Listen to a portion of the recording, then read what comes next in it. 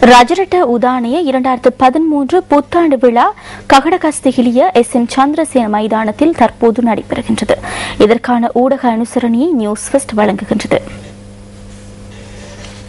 பொருளாதார அபிவிருத்தி பிரதியமைச்சர் எஸ்.எம். சந்திரசேன மற்றும் வடமத்திய மாகாண முதலமைச்சர் எஸ்.எம். ரஞ்சித் ஆகியோரின் தலைமையில் ரஜரட்ட உதானிய 2013 புத்தாண்டு விழா ஆரம்பமானது.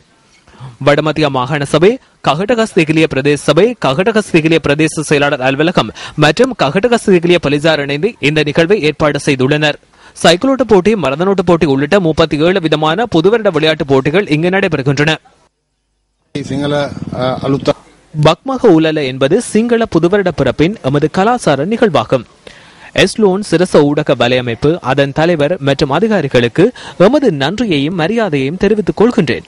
கிராமத்துக்கு வருகை தந்து மக்களுடன் இணைந்து புதுவருட விழா கொண்டாடப்படுகின்றமைக்கு நன்றிகளை தெரிவித்துக் கொள்கின்றேன்.